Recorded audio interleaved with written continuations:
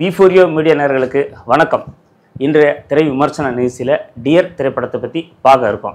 இந்த படத்தை வருண், அபிஷேக், பிரிதிவிராஜ் தயாரிக்க ஆனந்த் ரவிச்சந்திரன் இயக்கியிருக்காரு. இசை ஜி பிரகாஷ், ஒளிப்பதிவு ஜெகதீஷ் சுந்தரமூர்த்தி, எடிட்டர் ருகேஷ், நடிகர்கள் ஜிவி பிரகாஷ், ஐஸ்வர்யா ராஜேஷ், காளி வெங்கட், ரோஹிணி, இளவரசு, தலைவாசல் விஜய், நந்தினி இன்னும் சிலர் நடிச்சிருக்காங்க.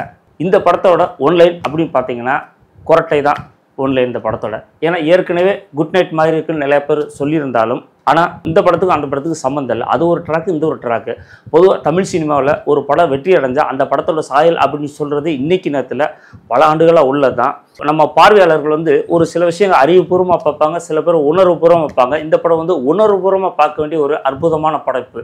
என்ன விஷயம் கேட்டால், அதாவது நம்ம சாதாரணமாக இப்போ ஏர்போர்ட் பக்கத்தில் அந்த சர்க்கிளில் இருக்கும்போது பார்த்தீங்கன்னா அந்த விமானம் இறங்கும்போது பார்த்தீங்கன்னா பெரிய சத்தம் இருக்கும், அது கிளம்பும்போது பெரிய சத்தம் இருக்கும். அதே மாதிரி முன்னெல்லாம் நம்ம தாம்பரத்துலன்னு சொல்லுவோம். இப்போ நீங்கள் செங்கல்பட்டுலேருந்து எடுத்துக்கிட்டிங்கன்னா அந்த ரயில் அடி சொல்லுவாங்களே, அந்த ரயிலோர பாதையில் பார்த்தீங்கன்னா பல லட்சம் வீடு இருக்குது. அத்தனை பேருக்கு இரவு நேரத்தில் ஒரு நாளைக்கு எக்ஸ்பிரஸ் மட்டும் பார்த்தீங்கன்னா ஒரு 13 ட்ரெயின் போகுது. அதுபோல் லோக்கல் ட்ரெயின் காலையில் 4 மணிலேருந்து நைட்டு 12 மணிக்கு போயிட்டே இருக்கும். இந்த சத்தங்கள்லாம் தவிர்க்க முடியாது. வாழ்க்கையில் எல்லாத்தையும் நம்ம சந்திக்கணும், கடந்து போகணும் அப்படிங்கிற ஒரு விஷயத்தை தான் சொன்னது படம். ஏன்னா குரட்டை சத்தத்தால் ஒரு டைவர்ஸு அப்படிங்கிறதெல்லாம் அந்த படத்தில் ஒரு பெரிய விஷயமா சொல்லப்பட்டாலும் இதெல்லாம் கடந்து போகணும், இதெல்லாம் சகிச்சுக்கணும் அப்படிங்கிறத அந்த படத்தோட மையக்கருவாக சொல்லியிருக்கு. இதை தாண்டி ரோஹிணிக்கும் தலைவாசல் விஜயும் குழந்தைங்க சின்ன வயசுலேயே விட்டுட்டு போயிட்டாரு, அதனால் பசங்க தனிமையில் வளர்ந்து ரொம்ப சிரமப்பட்டாங்க அப்படிங்கிற விஷயத்தில் கடைசி காட்சியில் அவங்க சேர்றதுக்கு பசங்க ஒத்துக்காமல் அப்புறம் ஒரு சமரசம் செய்கிற காட்சியெல்லாம் பார்த்தீங்கன்னா சின்ன சின்ன விஷயத்தில் நம்ம சமரசம் ஆகணும், விட்டு கொடுத்து போகணும் அப்படிங்கிற ஒரு சின்ன விஷயத்தையும் படத்தில் மெசேஜாக வச்சுருக்காங்க. படம் நல்லா வந்திருக்கு. எடிட்டிங் அழகாக பண்ணியிருக்காங்க. ஒளிப்பதிவு அந்த ஊட்டியை நல்லா படம் பிடிச்சிருக்காங்க. பின்னணி இசை படத்துக்கு மிகப்பெரிய பலமாக இருக்குது. பாடல்கள்னு அர்த்தமுள்ள வரியாக சத்தம் ஒரு இப்போ லேட்டஸ்ட் டெக்னாலஜி இல்லாமல் டமால் டிமால் சத்தம் இல்லாமல் இளையராஜா சார் நம்ம கேட்போம் பார்த்தீங்களா, அந்த மாதிரி பாடல் ரசிக்கிற மாதிரி இருக்குது. இந்த படத்தில் ஆரம்பத்தில் குரட்டை விடுறத ஐஸ்வர்யா ராஜேஷ் ஒவ்வொரு மாப்பிளையும் பார்க்க வரும்போது தனக்கு குரட்டை இருக்கிற பழக்கத்தை சொல்ல எல்லா மாப்பிளையும் ஓடி போகிறாங்க. ஒரே ஒரு போய் ஜிவி பிரகாஷ் அந்த குரட்டை வர்ற பழக்கத்தை அம்மா மட்டும் தயவுசெய்து இந்த ஒரு வார்த்தையை மட்டும் எனக்காண்டி கேளு அப்படின்னு சொல்லாமல் விட்டதுனால இவ்வளோ பிரச்சனை வர்றது ஒரு சின்ன விஷயம் வச்சுருக்காங்க.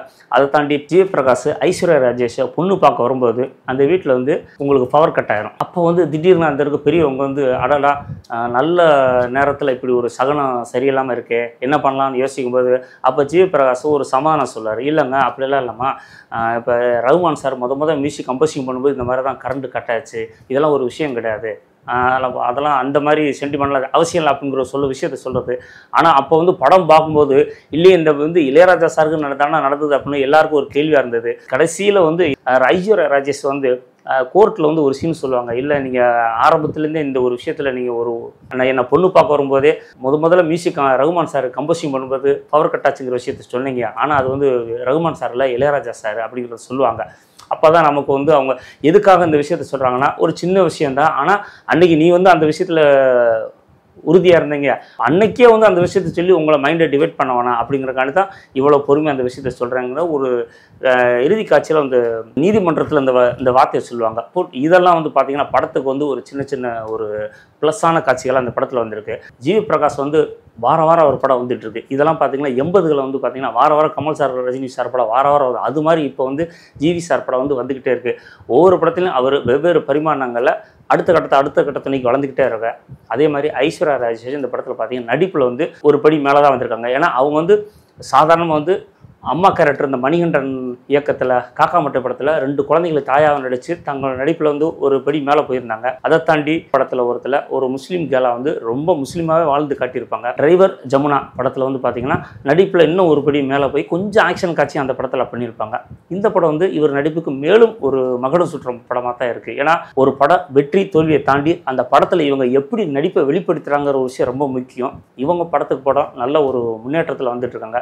அதை தாண்டி நடிப்புக்கு அந்த காட்சியில், அதாவது அந்த வசனத்துக்கு தகுந்த மாதிரி முகப்பாவனை வெளிப்படுத்துறது நம்ம விரல் வெட்டி தான் நடிகைகளை என்ன சொல்ல முடியும். பழைய பத்மினி, சரோஜா தேவி, அதுக்கப்புறம் பார்த்தீங்கன்னா பானுப்பிரியா நல்லா பண்ணுவாங்க, குஷ்பு மடம் பண்ணியிருப்பாங்க, ஜோதிகா, மும்தாஜ், ரேவதி, நதியா, அந்த வரிசையில் பார்த்தீங்கன்னா ஐஸ்வர்யா ராஜேஷ் நிச்சயமாக நடிப்பில் ஒரு நல்ல ஒரு பரிமாண முன்னேற்றம் தான். இந்த படம் பார்த்தீங்கன்னா சகிப்புத்தன்மை, சின்ன சின்ன விஷயத்தை விட்டு கொடுத்து போகணும். சின்ன விஷயத்தை நம்ம பெருசாக அதை அலட்டி கொடுக்கக்கூடாது. மற்றவங்க மனநிலை அவங்க உணர்வுகளை புரிஞ்சுக்கணும் அப்படிங்கிறத படத்தில் சொல்லியிருக்காங்க. இதை பார்க்கும்போது நிறைய பேர்த்துக்கு மனசில் இருக்க ஈக்குவலாக விட்டுட்டு சின்ன சின்ன விஷயத்துக்கு இப்படிலாம் நம்ம சரியாக போய்க்கலாம் அப்படிங்கிற ஒரு சின்ன ஒரு மெசேஜ் சொல்கிற படமாக தான் நான் எடுத்துக்கிறேன். இது ரசிகர்களுக்கும் பிடிக்கும் அப்படின்னு நம்புகிறேன்.